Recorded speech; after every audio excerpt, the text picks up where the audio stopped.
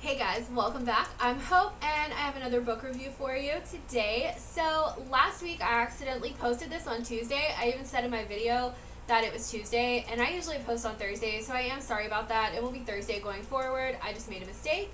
So my deepest apologies. This week I read I Know Why the Caged Bird Sings by Maya Angelou.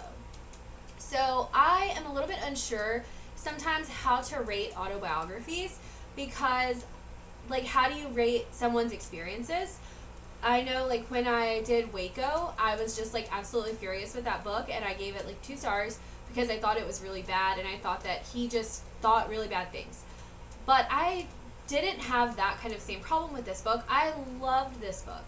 I thought that it was such an open, honest look at someone's life. I gave it 5 stars. I was so enthralled, I was so engrossed, and I just have so much respect for people that are willing to give you such an open, honest, hard look at their lives. So Maya Angelou wrote this book. I think it's part of a series. I think that she has more autobiographies. This one goes from her childhood to about age 16.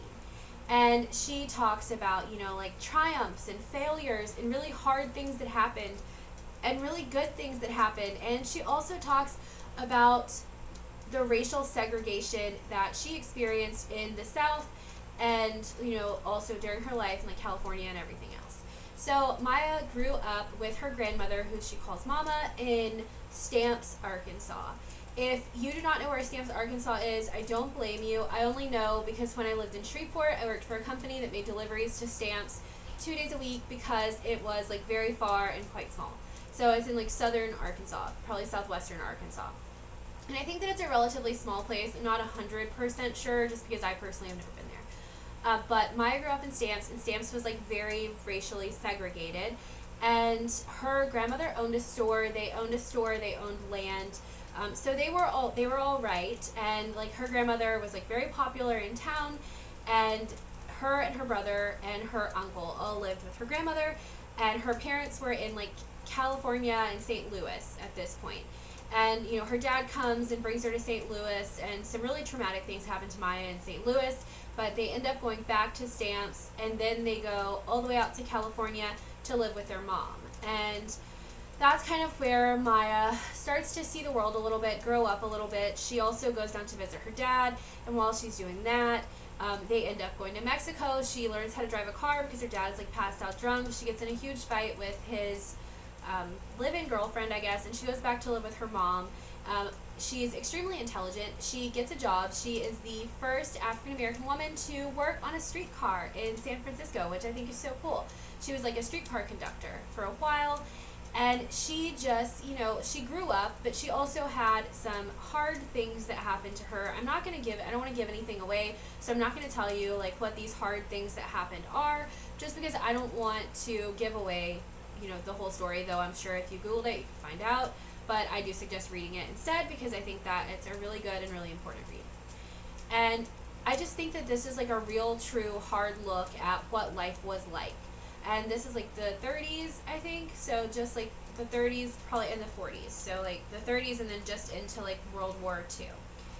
And it's just some parts of it I wanted to stop reading, or I wanted to skip ahead because I thought the parts were hard to read, but I didn't. I kept reading, and I think that that's important. Sometimes if someone is telling their story and there are parts that make you uncomfortable, that's okay, that's going to happen, but you should continue to read it, and that's just life.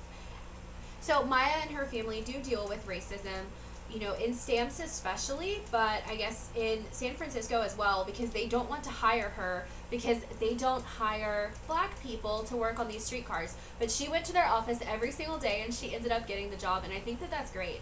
I think that her perseverance is fantastic, and she was very young. She lied about her age to get this job, all kinds of stuff, and she definitely has one of those minds that is I'm gonna do this and nothing is gonna stop her. She's gonna exhaust all avenues and and get it done. And I think that that's great. I like to read books about people like that because you just know that they're going to go so far in life. And we know that Maya Angelou did go extremely far. She was an extremely famous author. And this book was really great. It the writing style was so engaging. You could almost picture like their yard and their houses and like where they were at the time and their clothes and everything. Like her writing was very descriptive, but it definitely like drew me in. I could just picture what she was saying, and I love that. I really enjoy being able to like see the world that someone is talking about. Maya Angelou was also quite critical of herself. She was always saying like she was ugly or like she wasn't pretty, just all kinds of things like that. And that it's so sad to me that like a child would think that about themselves, because I think that everyone has beauty in them. I think that's important to talk about and say now as well. Everyone is beautiful in their own way. You shouldn't look down on yourself. And she was just very honest about that. She was very honest about like growing up. She was very honest about what it was like to grow up as an African American girl in a community, in a segregated community. But she was also just honest about growing up. It was a story about her growing up, moving from like a young girl to a woman, and it's a really riveting story. Like I said, there's some difficult parts, but it ends up being a comprehensive look at someone's life. And I respect people that put their lives out there like that so much, because I think that I would be too afraid to do that.